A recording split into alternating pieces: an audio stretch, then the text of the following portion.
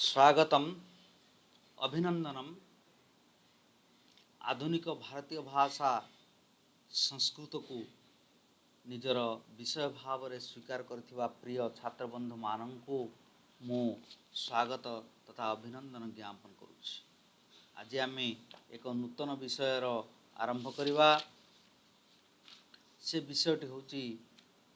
गीता सौरभम। विषयर नाम हला गीता सौरभम। प्रथम आमे देखिबा गीता कौन एवं तार किभଳି भाବରେ सौरभ ହେଇଛି। ना गीता आमे समस्त जानिछे गीता होछि एक भारतीय संस्कृतिर वार्तावह श्रीमद् भगवत गीता जा स्वयं पद्मनाभस्य मुखपद्मात् विनिस्मृतः जहाँकि स्वयं पद्मनाभ भगवान केशवंकर मुखपद्मरु आविर्भूत होइछि। भारतीय नागरिक मानकर भारतर प्रत्येक परिवार रे ए गीता एक धर्मग्रंथ भाव रे अहरह समस्तंकर शरीर रे निमज्जित होई रहिछि। एई भଳି से जो गीता ये गीता होछि महाभारतर भीष्म पर्वरु सम्मानित जेतेबळे कौरव एवं पांडव मानक मध्य युद्ध अवसंभावी परस्पर को सम्मुखीन होइछन्ति लड़ाई करिवार सम्मुखीन होइछन्ति। एही प्रकार के समय भगवान केशव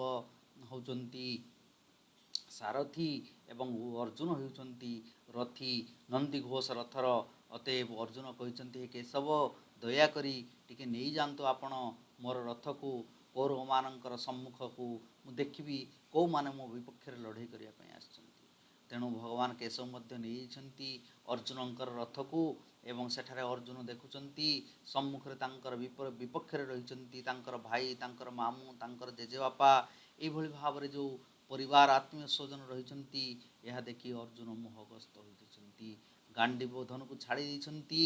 केशवंकर पाद तले पड़िचंती मु लड़ाई करि परिबि नाही किंबा मोर आत्मीय स्वजन मानक विरुद्ध रे केबे हेले मध्य लड़ाई करि परिबि नाही मानक काहार को हत्या करि परिबि नाही। एही प्रकार एक संधिक्षण रे भगवान केशव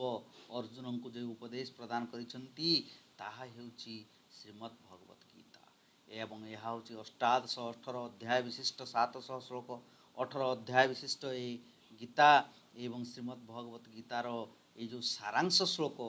गोटे गोटे सौरभित सुभाषित श्लोक को नहीं आमर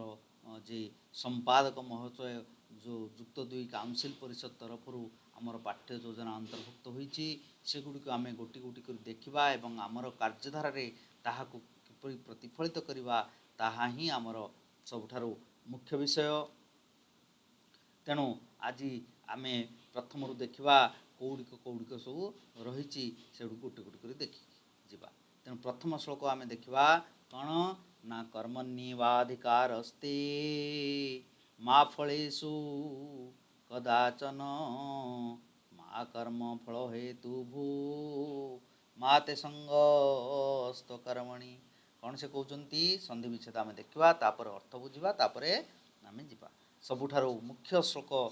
सबुठारु गोटे इम्पोर्टाट श्लोक सब प्रमुख श्लोक यही श्लोकटी जो आमर दिखाई प्रथमे जो गीता सौरभम रे आमर जीवनर एकांत आवश्यक ये श्लोक आमर छात्र बंधु मानक पई यह मध्य एकांत आवश्यक। कौन से कहते ना संधि विच्छेद देखा कर्मण्ये वाधिकारस्ते कर्मणि युक्त एव युक्त अधिकार युक्त ते ताले तुम संधि पड़ो तो छोट छोट एत बड़ संधि कदापि पड़ो ना मन रखिब सब बड़े छोट छोट संधि पड़ो जमी कर्मण्येव खाली हेतिक पड़ो कर्मण्येव कर्मणि युक्त एव तापर पड़ो एवाधिकार एव युक्त अधिकार तापर अधिकारस्ते अधिकार युक्त ते समान अधिकारस्ते यही भाव में संधि पड़ो। तापर मा संधि कर्मफल हेतुर्भूर्मा ताले कौन है कर्मफल हेतु युक्त भू युक्त मा समान कर्मफल हेतुर्भूर्मा। तापर संगस्त कर्मणि संग युक्त तू युक्त अकर्मणि ते संधि देखिले आम गोटे गोटे अर्थ देखा कौन ना कहते ते माने तुमर तत्शब्दर सॉरी जुष्मत शब्दर षष्ठी विभक्ति एक वचन तब ते जोड़े डबल डबल रूप थाए जोड़े तब ते अर्थ तुमर ये तत्शब्दर ये ନାହିଁ ପ୍ରଥମ ବ୍ୟକ୍ତି ବହୁବଚନ ନୁହଁ, ଏହା ହେଉଛି ଯୁଷ୍ମ ଶବ୍ଦର ଷଷ୍ଠୀ ବିଭକ୍ତି ଏକବଚନ ତେ। ତେଣୁ ତେ ଅର୍ଥ ତୁମର। ଏଠି ତୁମର ଅର୍ଥ ଭଗବାନ କେଶବ ସିନା ଅର୍ଜୁନଙ୍କୁ କହୁଛନ୍ତି, କିନ୍ତୁ ଅର୍ଜୁନଙ୍କ ମାଧ୍ୟମରେ ସମଗ୍ର ମାନବ ଜାତିକୁ ଏହା ହେଉଛି ଉପଦେଶ। କ'ଣ ନା ହେ ଭୋ ମାନବାଃ କର୍ମଣି ଏବ ତେ ଅଧିକାରଃ अस्ति।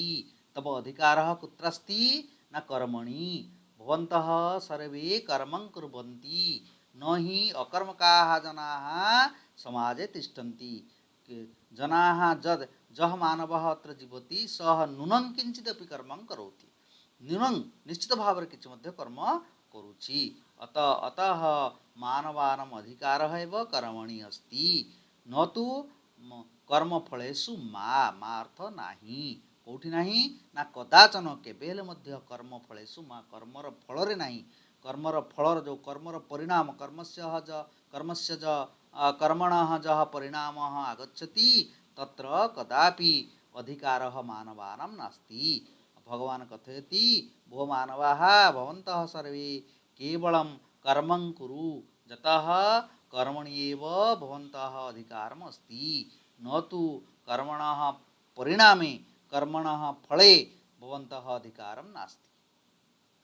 पुनः कथयति कः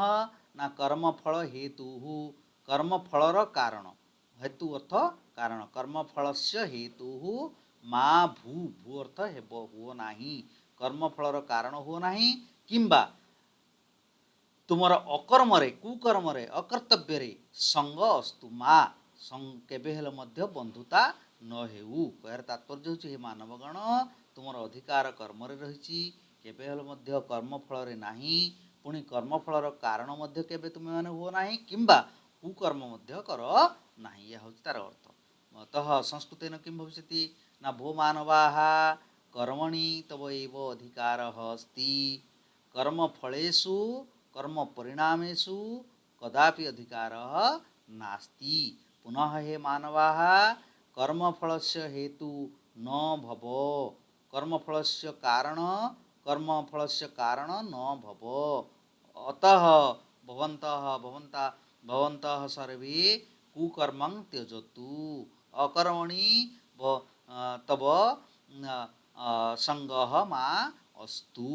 एवं प्रकारेण भगवान केशवः कथयति। अधुना वर्तमान आम देखा संधि देखिली कारक विभक्ति आम देखा एवं समास देखा। कौन कारक विभक्ति अच्छी ना कर्मफल हेतु हे कर्मफल हेतु होची कर्तरी प्रथमा कर्मफल हेतु। आ कौन ना अकर्मणि अकर्मणि है अधिकरणे सप्तमी है अकर्मणि। आ कौन है ना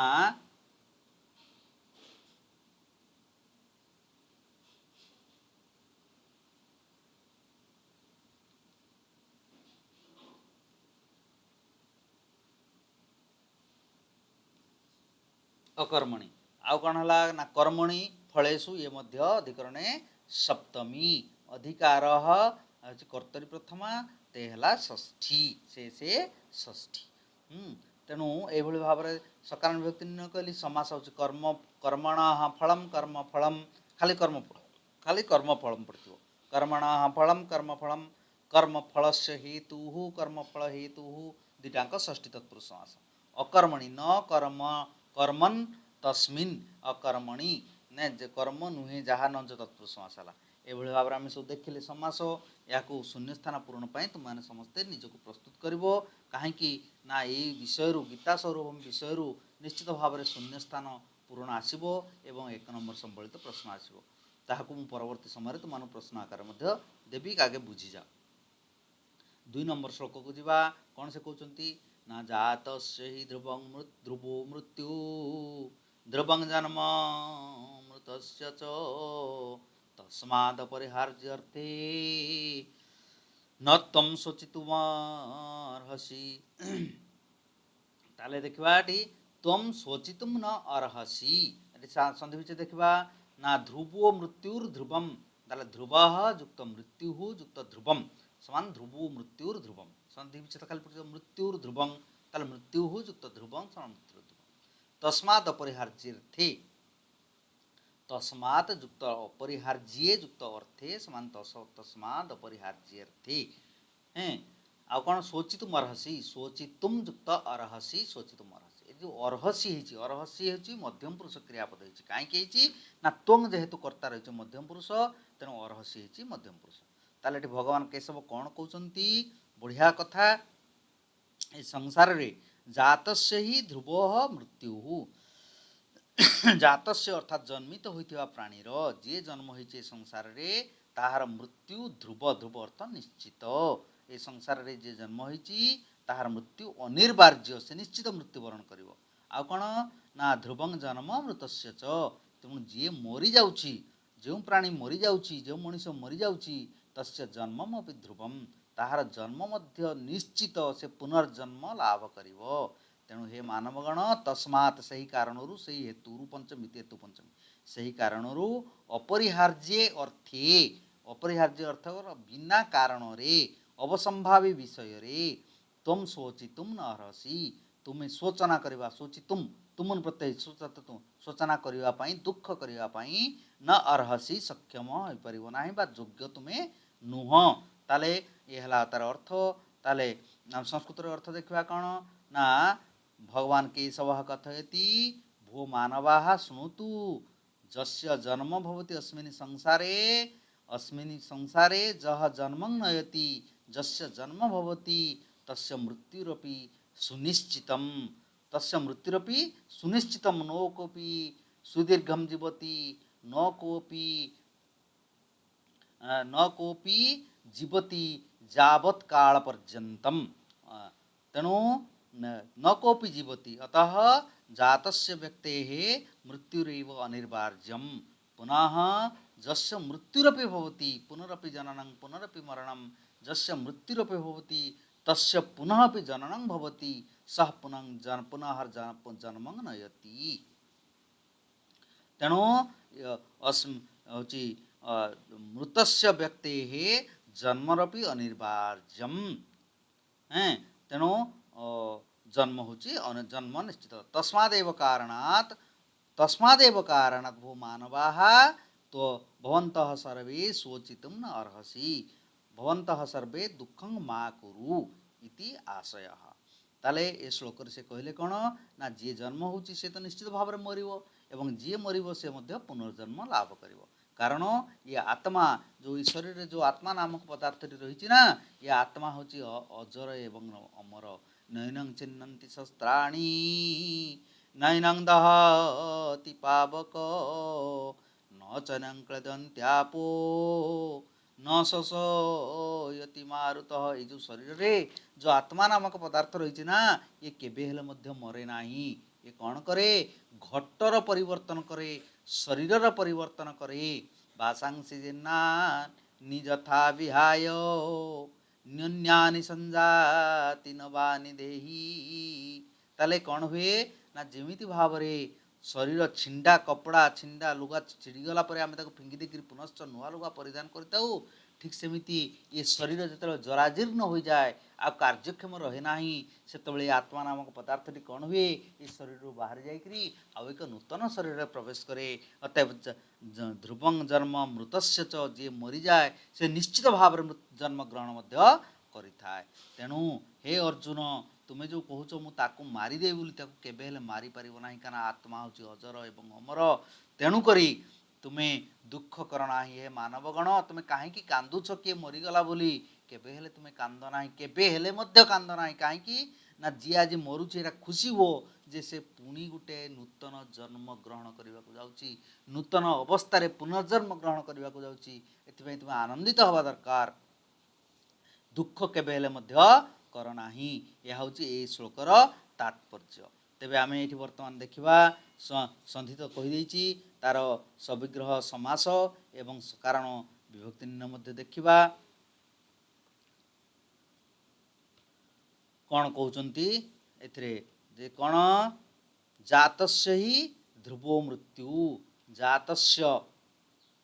जे होची जन्म रोची जातस्य ही ध्रुवो मृत्यु ध्रुवं जन्म मृतस्य जातस्य मृतस्य ये दुटी जाक षष्ठी विभक्ति होती से षष्ठी अपरिहार्ये आउ अर्थे ये दुटी को सप्तमी विभक्ति अच्छी अतएव अधिकरणे सप्तमी आउ कौन ना ध्रुव ध्रुवं मृत्यु जन्म त्वम एगुड़िक सब कर्तरी प्रथमा प्रथमा विभक्ति कर्तरी प्रथमा तस्मात् हूँ हेतु पंचमी एभली भाव जानले समास अपरिहार्ये न परिहार्य तस्मिन् अपरिहार्ये नंज तत्पुरुष समास है या तुम निश्चित भाव में शून्य स्थान पूरण पाई देखिबो एवं प्रश्न 2 नंबर देखिबो जे कह शोचितुम न अर्हसि कथं मानव शोचितुम न अर्हसि ए प्रकार भाव में यार प्रश्न आसीबो एवं तार उत्तर मध्य देखिबो। बर्तमान 3 नंबर श्लोक को जीवा कौन से कहते 3 नंबर श्लोक रे ना दुःखेष्वनुद्विग्नमना सुखेषु विगत स्पृह वीतराग भय क्रोधो स्थितधि मुनिरुच्यते ताले से कौन कहते ना दुःखेष्वनुद्विग्नमना दुःखेषु युक्त अनुद्विग्नमना समान दुःखेष्वनुद्विग्नमना सुखेषु विगत स्पृह वीतराग भय क्रोध स्थितधीर मुनिरुच्यते स्थितधि धर दीर्घकार विसर्ग आसो स्थितधि युक्त मुनि युक्त उच्यते समान स्थितधि मुनिरुच्यते तर्हि अस्मिन् श्लोके भगवान केशव कथयति कह स्थितधि स्थितधि धी नाम धी अर्थ कण ना धी अर्थ बुद्धि स्थित अर्थ स्थिर अर्थात क्यों प्रकार व्यक्ति स्थिर रहे चलचंचल रहे नाही व्यतिव्यस्त हुए नाही व्यग्र हुए नाही किंबा सुख प्रकाश मध्य करे नाही कहा को आमे स्थित प्रज्ञ बोली कहिबा स्थित बुद्धि व्यक्ति बोली कहिबा तार लक्षण भगवान केशव एथारे देउछंती। अतः देखिबा आबे कहा को आमे स्थिर बुद्धि कहिबा ना दुःखेषु अनुद्विग्नमना दुःखेषु दुःख आसिले मध्य ए संसार तो घरे करि रहिछ माने संसार भितर घर करथिले पत्थर पड़िले सही तेणु छाती रे पत्थर पड़िले मध्य ताकू सही करी जीवन अतिबाहित करियो पड़िबो तेणु सुख दुख ये हूँ संसार दुईटी धारा आज जे दुख कषुची काली सुख आसो सुख पर दुख आसो तेणु सुख एवं दुख दुईटी चक्कर दुईटी दिग सब बारंबार परिवर्तन होची जे चक्कार चक्रार पंक्ति गच्छति भाग्य पंक्ति सुख एवं दुख आसुची आसो किंतु दुखेशु जेते दुख आसिले मध्य न उद्विग्न मना जे केबे हेले व्यग्र हुए नाही जे केबे हेले व्यतिव्यस्त हुए नाही से होची स्थित धी तार दुखेशु अनुद्विग्न मना सुखेशु विगत स्पृह अनेक सुख मध्य संसार रे आसीबो सुख रे उत्फुल्लित होबा नाही सुख रे आसक्ति रखिबा नाही सुख रे स्पृहा रखिबा नाही सुखेशु सुख रे जहार स्पृहा नहे नाही आउ कोन ना बीत राग भय क्रोध बीत अर्थ दूर करिछि त्याग करिछि कहा को त्याग करिछि ना राग भय एवं क्रोध राग एवं क्रोध दुटी भिन्न प्रकार जिनिस राग सहित क्रोधर कौन संपर्क नाही राग अर्थ कौन ना राग अर्थ ला अनुराग भल पाइबा आसक्ति राग को भल अनुराग भल पाइबा बा आसक्ति बोली कहा जाए तेबे राग आउ भय एवं क्रोध एई गुडी को जे त्याग करिछि एई प्रकार स्थितधि एई प्रकार मुनि ही स्थितधि उच्यते एई प्रकार मुनि को स्थित बुद्धि संपन्न व्यक्ति बोली कहा जाए याला तार अर्थ संस्कृत देखिबा ता कौन हला ना दुःखेष्वनुद्विग्न मना जह मानव दुःखेष्वपि व्यग्र न होति सुखेष्वपि जस्य स्पृहा नास्ति जहपि अनुरागं भयं क्रोधं च त्यजति तादृशः मानवः तादृशः मुनिः स्थितधिः इति उच्यते ये हला तार अर्थ तार आमे देबा वर्तमान कोठी जिबा ना तार होची जो संधि तो कहि सारची तार समास एवं जे कारक प्रकरण को जिबा कौन हला ना अनुद्विग्न मना विगत स्पृह स्थितधिः वीतराग भय क्रोधा एगुड़ी सब होची प्रथमा विभक्ति कौन ना उक्ते कर्मणि प्रथमा एडू सब होची उक्ते कर्मणि प्रथमा मुनि ही मध्य उक्ते कर्मणि प्रथमा कर्म उक्त होइतिबारु ता प्रथमा विभक्ति होची दुःखेषु सुखेषु दुखरे एवं सुखरे दुख शब्दर सप्तमी विभक्ति होची दुःखेषु सुखेषु ताले एठी मध्य सप्तमी विभक्ति अधिकरणे सप्तमी ताले हला कथा तापरे समास देखिबा कोन ना अनुद्विग्न मना न उद्विग्न मना न उद्विग्नम अनुद्विग्नम अनु नंज तत्पुरुषला अनुद्विग्नं मनः यस्य सः अनुद्विग्न नुहे मन जाହାର अनुद्विग्नं मनः यस्य सः बहु वृषमशाला विगत स्पृह विगता स्पृहा यस्य सः विगत होइछि स्पृहा जाहांकर विगता स्पृहा यस्य सः बहु वृषमास आ कोन वितराग भय क्रोधाः वितञ्च रागञ्च भयञ्च क्रोधञ्च समान राग भय क्रोधाः द्वंद्व समास हला ताहले वितराग कोन हला ना बीताः राग भय क्रोधाः तस्मात् सह वितराग बहुब्री समास हला वितराग भय क्रोधाः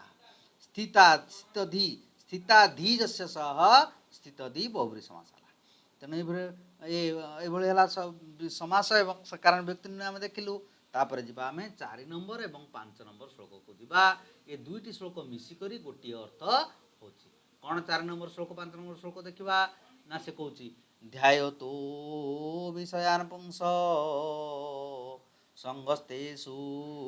उपजायते संगात संजायते काम कामात् क्रोधो विजायते क्रोधात् भवति सम्मोह सम्मोहात् स्मृति विभ्रम स्मृति भंसात् बुद्धिनाशो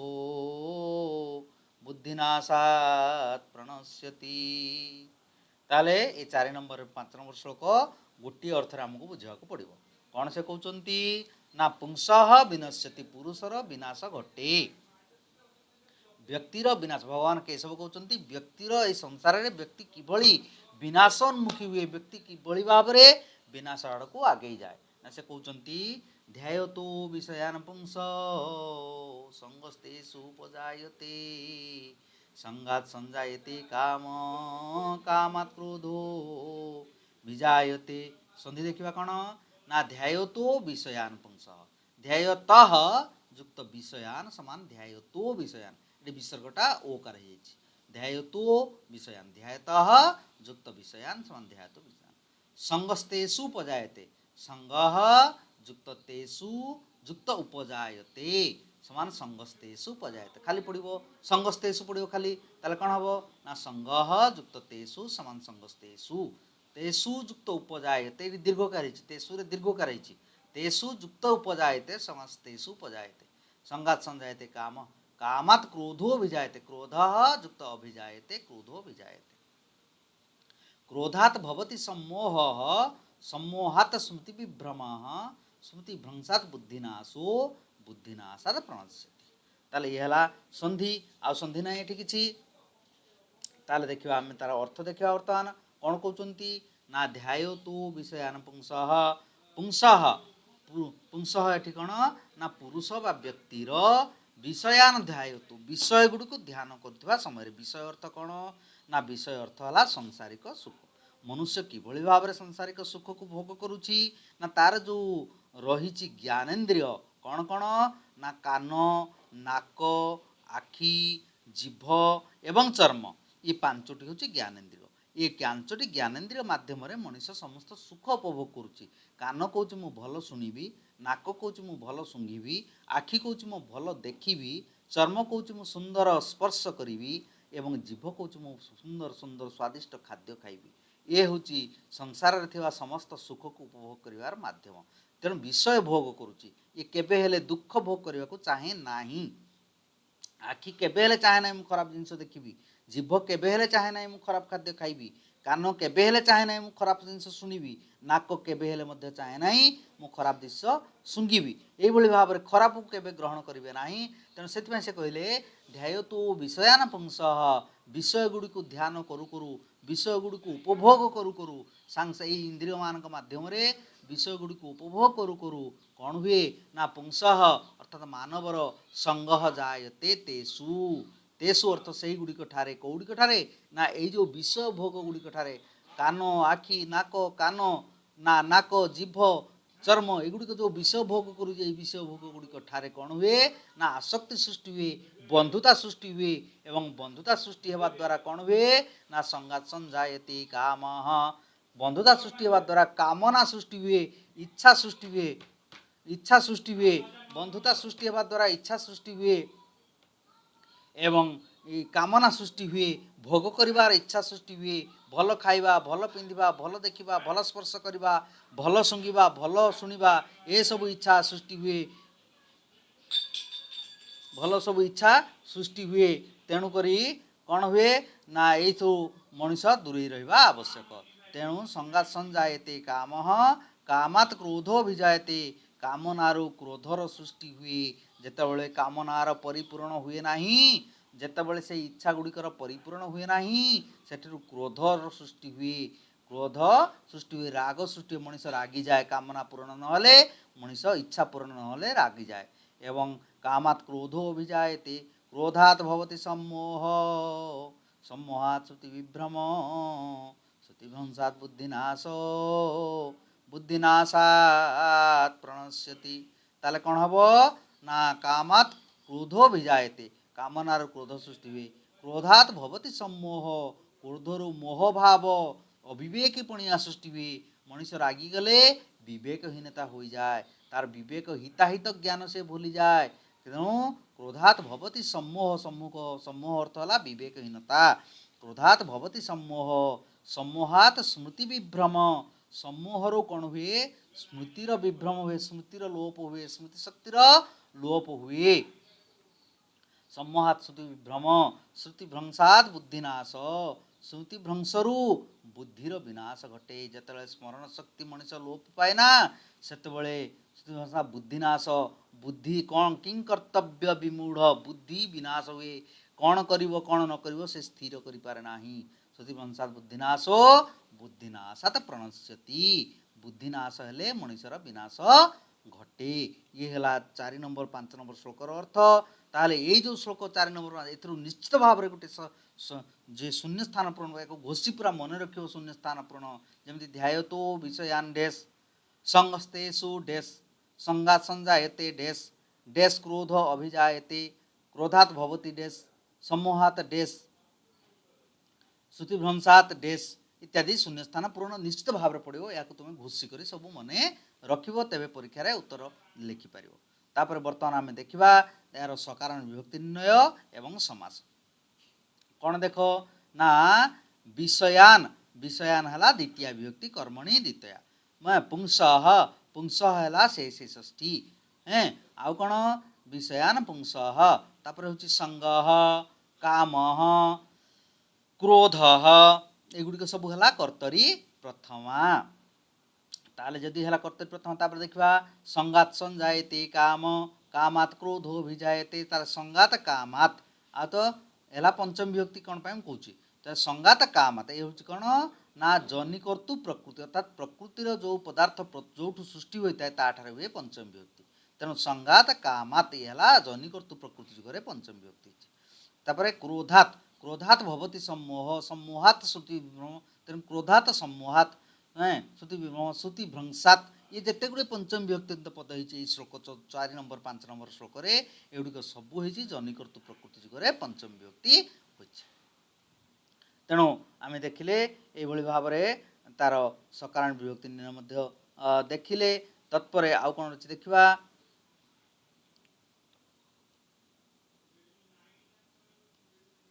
तापरे स्मृति विभ्रम हूँ कर्तरी प्रथमा तेणु ये भाव में बुद्धिनाश ये कर्तरी प्रथमा ये भाव में देखिले सकाराण विभक्ति निर्णय समास देखा समास हूँ मात्र गोटे दुटी रही गोटे हूँ स्मृति विभ्रम गोटे हूँ स्मृति भ्रंश आ गोटे हूँ बुद्धिनाश ये सबुड़ हूँ षष्ठी तत्पुरुष समास केमती ना स्मृतिर विभ्रम स्मृति विभ्रम ताले स्मृति शब्दर षष्ठी व्यक्ति है स्मृते विभ्रम स्मृति विभ्रम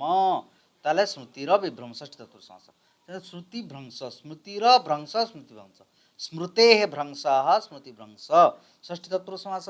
बुद्धे नाश बुद्धिर नाश बुद्धिनाश बुद्धे नाश बुद्धिनाश ये षष्ठी तत्पुरुष समास है ये भाव में आम आज ये 5 नंबर श्लोक पर्यंत परिसमाप्ति कलु पुनश्च आम